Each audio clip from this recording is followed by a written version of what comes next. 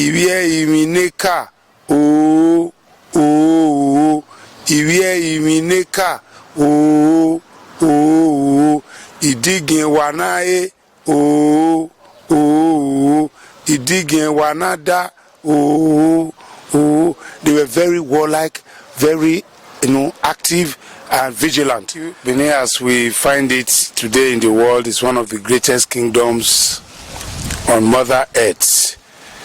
Of course, there are only two kingdoms remaining from the ancient past, still surviving: Great Benin and Great Britain. These are the two monarchies that have survived, and their traditions are unbroken. But I think with the coming of Oba Ewa II, Benin has gone further ahead to re-establish their dominance in terms of preserving and protecting our cultural heritage and making it linger onto generations yet to come. Well, the Benin people, as we have them, originated in several ways. A very fine history. The first is the story of the snail shell. The origin of Benin dates back to a time we call the proto and prehistory of Benin, when the creator gathered some of his children to be sent to Mother Earth on creation.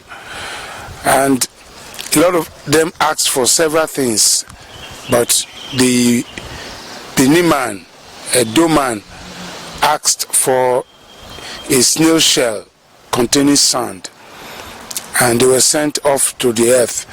Upon getting to the earth, there was water everywhere, the seas. So there was nowhere to land until the Benin man, in his wisdom, poured the sand from the snail shell onto the waters, and sand emerged and formed land. And so that's why in our origin and the mythology of it, we say Benin man, the Oba of Benin, owns the land from here to anywhere. Obanyato Kimaya Sewebu. The second story is the story by Jacob Igarewa of blessed memory, one of the first historians of Great Benin Kingdom of the African stock. He traced the origin of Benin down to Egypt, where civilization started, and they sojourned onto the Sudan and came down to Africa, the Nukbe civilization, which today they refer to as Uhe. And they came down to Benin and started to exist. A third story about the origin of Benin was given by Professor. Excuse me, I'm sorry about that. How many versions of the origin of the Benin people? 3 authentic versions which we can marry together. The third version is by Professor OSB Omoigie, who started from the Nukbe civilization, which is Ohe. There was some political, economic upheavals or something happened, and some group of people from that civilization decided to migrate. In the Exodus, they were led by a man called Aka. Aka led the party. His younger brother Idu was in the retinue, and on the way, according to Professor OSB Omoigie, Aka died, and he was buried along the route. Idu was the next whose duty it was to lead the migration party down to a place where they can settle. And finally, they settled down in this place today we call Benin. Upon the establishment of the Benin nation, it was called Idu. And that is why they refer to Benin as Idu. If we are talking of the ancestral lineage of Benin, I say Eimidu. And say Ogtogbo Talaka, Eana Bidu, Edonidu. When we look at the structure of the Igbo Benis. They call Benin Idu. I would say Onyidu. Onyidu. That is the Igbo people. The Igbo, especially the cars and all that. Then let's finish the story of Aka. The children of Aka were angry upon the declaration of the Idu land at Ugbekun. Benin actually started from Ugbekun, where the palace was built by the first rulers. The Aka children got angry and said their father started the journey. The place should be named after him.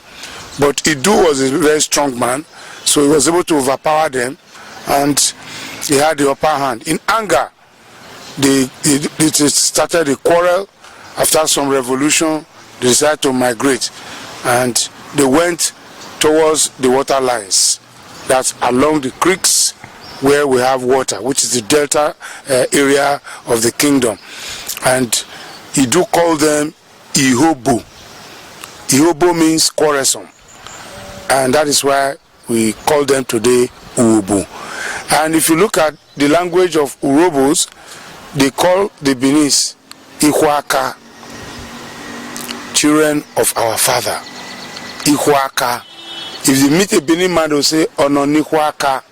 These are our brothers.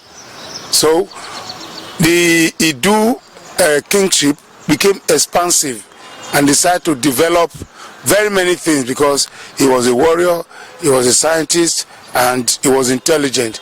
Then he conquered the Urobos again. He went to their water land settlement and he conquered them and brought them back into his fold, and he became their ruler. And the rulership continued with the palace at Ugbekun, and there were astrologers, Uhenso. But OSB Omoege also explains that it was not easy to settle on Idu land, because there is this mythology that there were dwarfs on the plains of Ugbekun and on the plains of Ogboka, because it was an entirely forest region.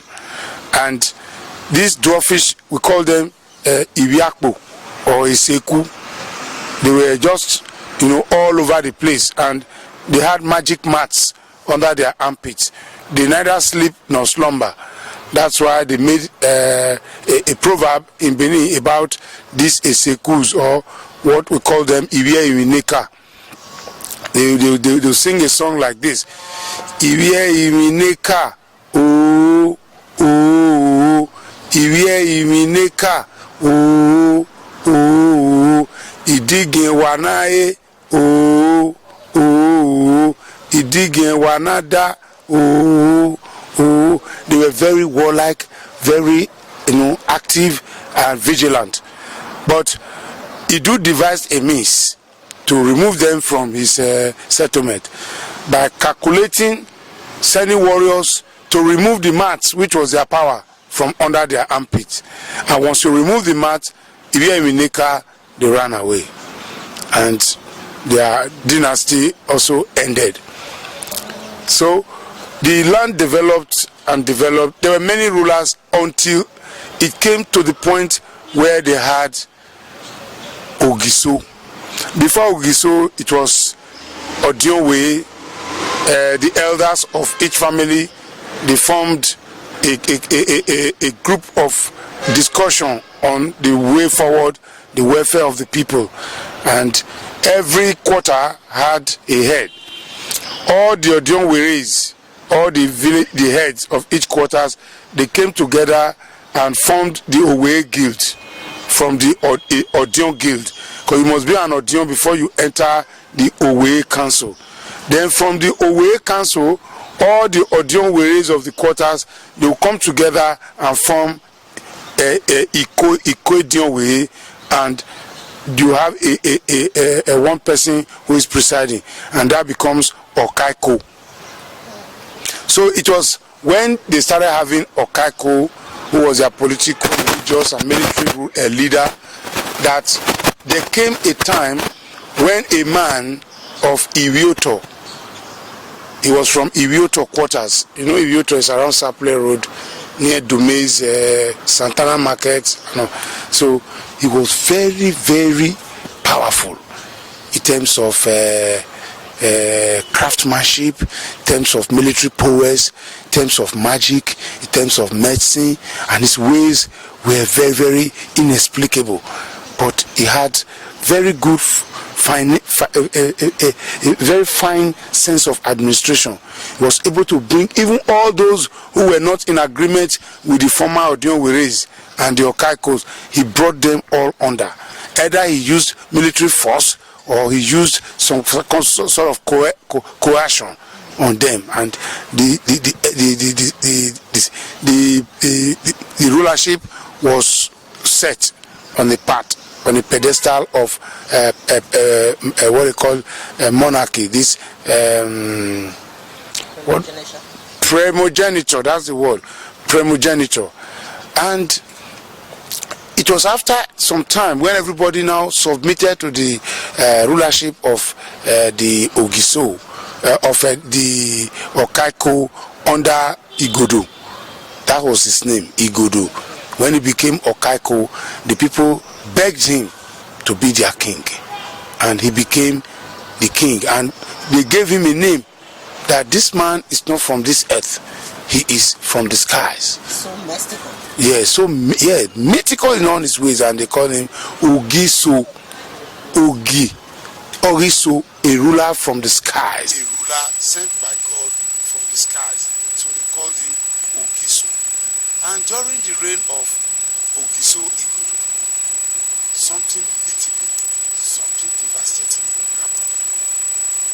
He lost his child. And I'm sure that was the heir apparent. And I think not yes, that was not the only son. Another son, two of them or more, died. And so he was mourning. He was so bitter. And he was, what shall we do? He left to his hometown, mother's town, Udo, to mourn, declared a period of mourning. And at the end of the mourning, he changed the name of his kingdom, or we'll call it that time, maybe yes, his nation. He changed it from Idu to Igodo, Migodo. Igodo means strong, and Igodo, Migodo it means a strong man has seen something strong and devastating. So from then, Benin became known as Igodo, Migodo. Yes, that's the establishment of Benin. Now to look at it, apart from the mythical story of the creation by the story of the snail shell, the OSB or Moege story and that of Jacob Herrera, the tally, because civilization started in Egypt. Egypt is in Africa. If civilization started in Egypt, it means that most civilizations migrated from Egypt and spread to the entire world. White skin, but they are in Africa. Egypt is an African nation. And the story of evolution by Professor Meriliki, from the remains of man, which they found in the Ordovia Gorge around Lake Victoria, the fossils which they assumed showed that they were the oldest in life from any part of the world. No, around the Ordovia Gorge near Lake Victoria. It's also in Africa, around those eastern block of Africa.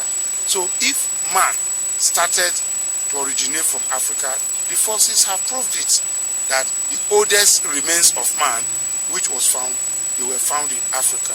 So it means that, again, OSB explains that Benin was already in existence after the creation by God. That explains the story of the snail shell, that